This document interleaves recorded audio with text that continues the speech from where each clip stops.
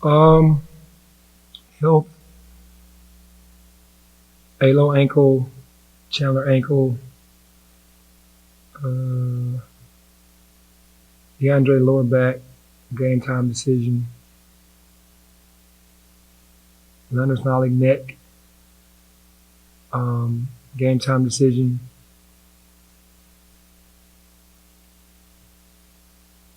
Jalen Dorn hip,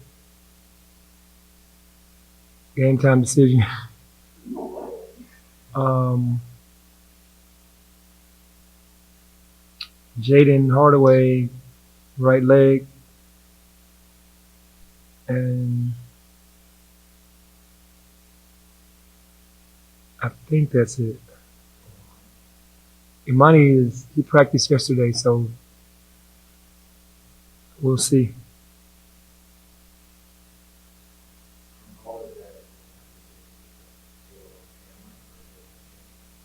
No, Alo and Chandler are out.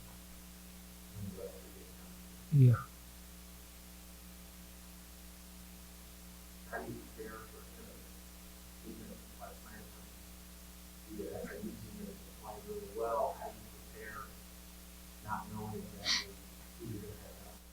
Well, I mean, you just the guys that are left, you just gotta, the routine of when you have your full team, just go through um, I guess the routine of getting prepared for the game, offensively and defensively, and our schemes, and have those guys on the sideline just watching.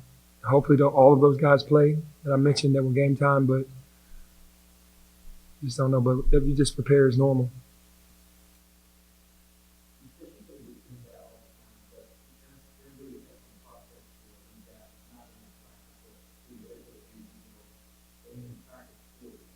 Yeah, we have our team really prepared for the guys that don't go through practice during the week. And there's been guys that haven't practiced a couple times and still was able to play in the games because they had little knick-knack injuries.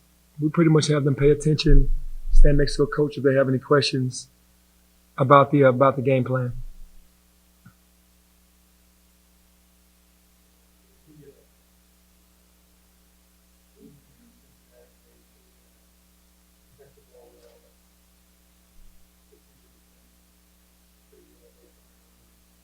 Mhm.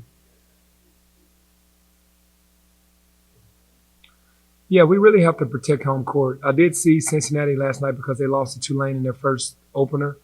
Play more desperate. You could just see the desperation of we know we can't lose two in a row, especially at home, and then have to go on the road and play at Memphis. No one wants to go through that. And to beat those guys, we just have to stick to our principles and what we believe in and what we do. We did it for a majority of the game at Wichita. We did it for pretty much a majority of the game against Tulsa. And it just somewhere along the line in those games it disappears. I don't know if it when you subs, certain lineups, and we're trying to get better with that, but everyone is prepared to start a game or finish a game on this team. And you just have to continue to stick to the principles. They have multiple scorers. They have guys that can do it on three levels. The Julius is a guy that did not play against us last year. He came out last night really hot. Adams Woods, we've seen him before. Really changed his game to be more of a pass first guard, but can really shoot it. Davenport kind of is the most improved. He was the defensive guy for the first couple of years, and now he's an offensive guy. And all of their bigs are just, a dude. We remember him from Mississippi State, just a really good physical defensive big. And their whole entire crew is energy guys, just out there just playing grimy and playing tough. So anytime you play against Cincinnati, it's not Mick Cronin, but Wes does a great job of getting the best out of the guys. This isn't his team. He's inherited this team, and they're playing really hard for him to let you know how he is as a person and as a coach.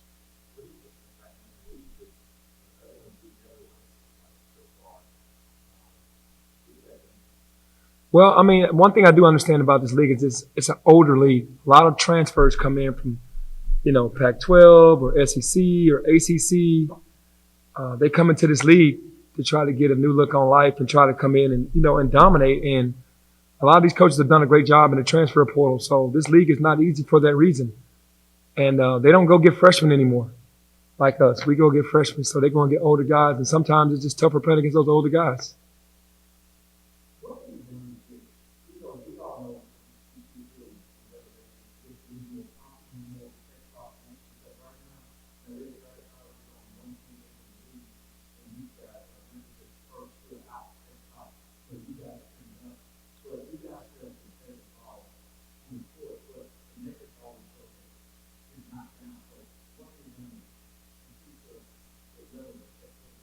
Well, I think ultimately, everyone has to play that more, top tier level teams in the non-conference, and you have to win those games. Obviously, we didn't do a good job of that this offseason, but Houston always plays, a pretty good schedule where they play a couple teams. They played at Alabama, they played at Oregon, I think, but the rest of the league has to follow suit. And some coaches are afraid probably to play tougher schedules early, knowing that the league is tough as well. But for us to get our respect, us, Houston, SMU, the teams that are more at the top, Cincinnati's, not disrespecting anyone else, the non-conference, you got to really smash that when you play against those teams to kind of get the respect that you deserve.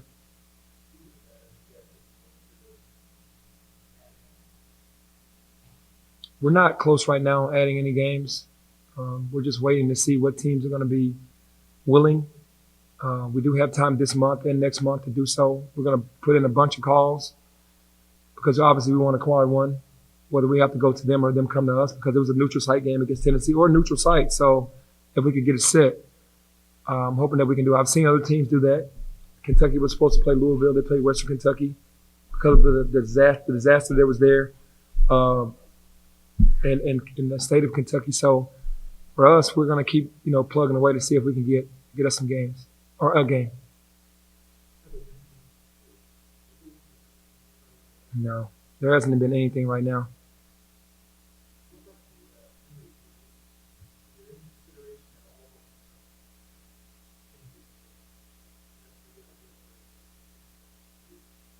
No, no. It got pretty dangerous for us last game because when DeAndre went down, Malcolm fouled out. We only had 5 players. So another player fouls out. You had to finish the game with 4 players. I saw Alabama do it a couple years ago. I think they had 3. Or did they have 4? They had 3. So, we were in danger of that when DeAndre went out and Malcolm fouled out. So, but I wouldn't want to ruin those guys' year, that they've already got in their mind that they're going to sit out just to help us out in the game. I wouldn't do that.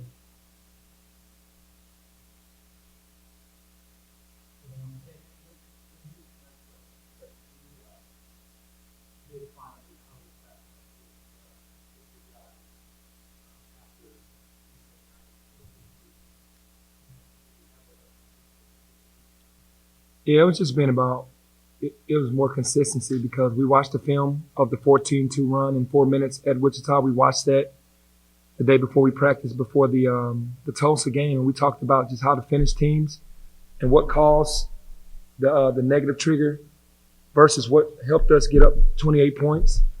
And we know what it is our own self-inflicted wounds, not taking anything away from any other team. They start making shots.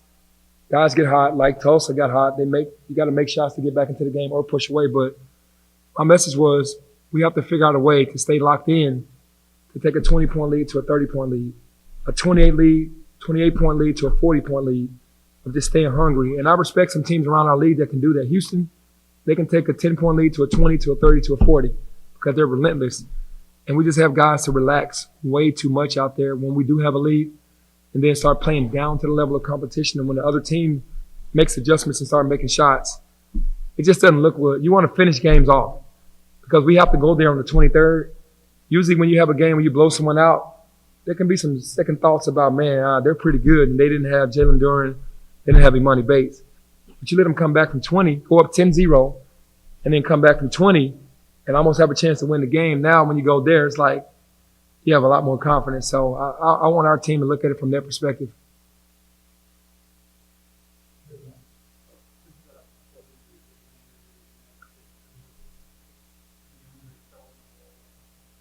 Mm-hmm.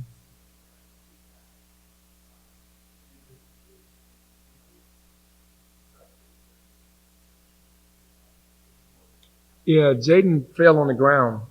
He went to go he shot a jump shot around the free throw line and tried to get his own rebound, and he and Jari Horn slammed it to the ground, and he just kind of re-injured an area on his knee that's been really sore with tendonitis. So that's what happened to him. He's been nursing that injury for a while, for at least 3 weeks, and he fell on that knee, and it aggravated it. So we're just kind of sitting him out. Everyone else, it just happened. And DeAndre's back. He's had a bad back since he's been here. So to aggravate that area that has always given him problems, because he's always been able to maintain and keep it calm and under control. But whatever it was, it shut him down. And he's in bad shape.